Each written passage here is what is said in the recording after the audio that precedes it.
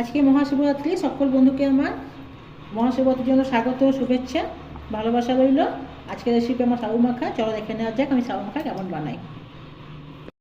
নমস্কার বন্ধুরা, শিলা free cooking ক্লাসে সবাইকে অনেক অনেক স্বাগত। আজকে মহাশিবরাত্রি, তো আমার সকল বন্ধুকে মহাশিবরাত্রির শুভেচ্ছা ও ভালোবাসা। তাই মহাশিবরাত্রির জন্য আমি এখানে আজকে সাবু মাখা করব। এটা আমার নতুন রেসিপি নয়, সবাই ঘরে ঘরে আজকে মহাশিবরাত্রির জন্য সাবু মাখা করে আর খুব ভালোই করে। তবে আমি আজকে কেমন করি তাই আমি তোমাদের সাথে শেয়ার করব। তার জন্য আমি এখানে বড় দানা সাবু নিয়েছি, রাত্রিবেলা ভিজিয়ে রেখেছিলাম 4 ঘন্টার আগে। তো ভালো মতন ভিজে গেছে, দেখো নরম হয়ে গেছে। আমার বড় দানা সাবুটা ভালো লাগে, মাখলে ভালো লাগে, এটা মিশে যায় না, তার জন্য আমি এটা নিয়েছি। তোমরা চাইলে ছোটো দানা সাবু নিতে পারো। এখানে ভিজিয়ে নিয়েছি সাবুদানা, ধুয়ে ভালো করে ভিজে গেছে। এরপর এখানে নারকেল কোড়া নিয়ে নিয়েছি, থালায় আমি নারকেল কোড়া নিয়েছি 1 বাটি। এতে আমি কাঁঠালি কোড়া নিয়ে নিলাম।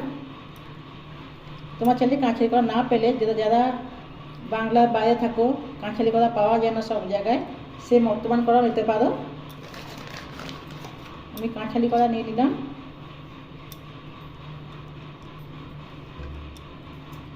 কলাগুলোকে ভালো করে নারকেলের সঙ্গে মেখে নেব।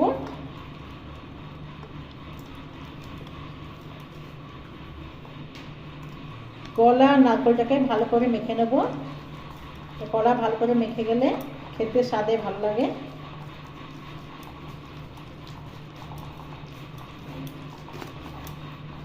এরপর এটা সাবু মাখার মধ্যে দিয়ে দেবো।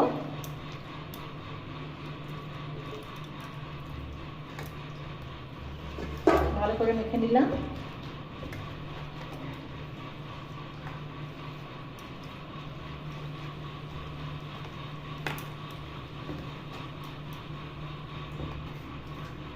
এবার এতে আমি দেবো সাদা আঙুর।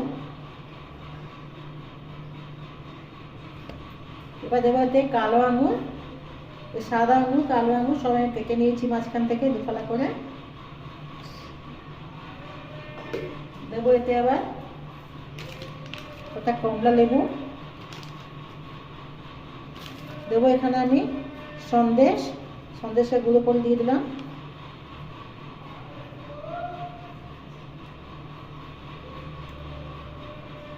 এবার দেবো এতে আমি অনার বা ডালিম, বেদানা যাই বলুন, দিয়ে দিলাম।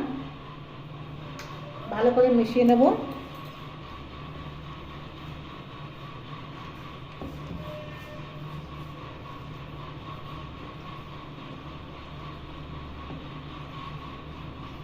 এবারে আমি দেবো কাঁচা দুধ।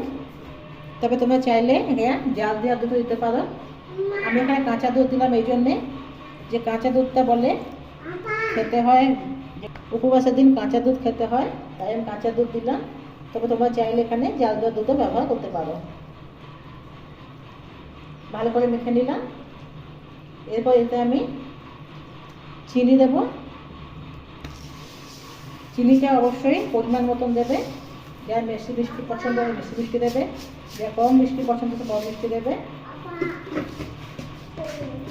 এবার এতে আমি একটু লবণ, বিট লবণ আর সদ্য লবণ মিশিয়ে দিলাম।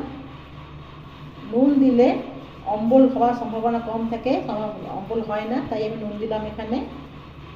ভালো করে মেখে নিলাম।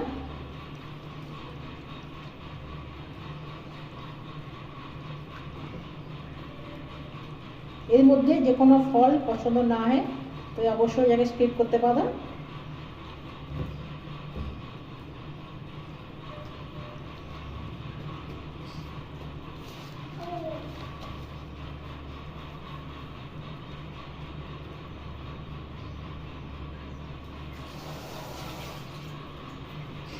এর উপর দিয়ে আমি কিছুটা কাজু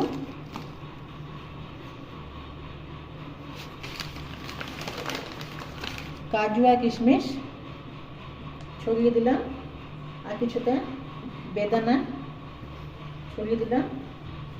তৈরি হয়ে গেল এখানে আমার সাবু মাখা। খুব শরীরের জন্য হেলদি, আর এই মহাশিবরাত্রিতে একবার খেয়ে নিলে পেটটা অনেকটাই ভরা থাকে। কেমন লাগলো রেসিপিটা অবশ্যই কমেন্ট করে জানাবে। ভালো লাগলে লাইক করবে, আর নিত্য নতুন রেসিপি আপডেট পাওয়ার জন্য আমার চ্যানেলটিকে সাবস্ক্রাইব করে দেবে। ভালো থাকবে, সুস্থ থাকবে, তাকে আবার কোনো নতুন রেসিপির সঙ্গে দেখা হবে। ধন্যবাদ।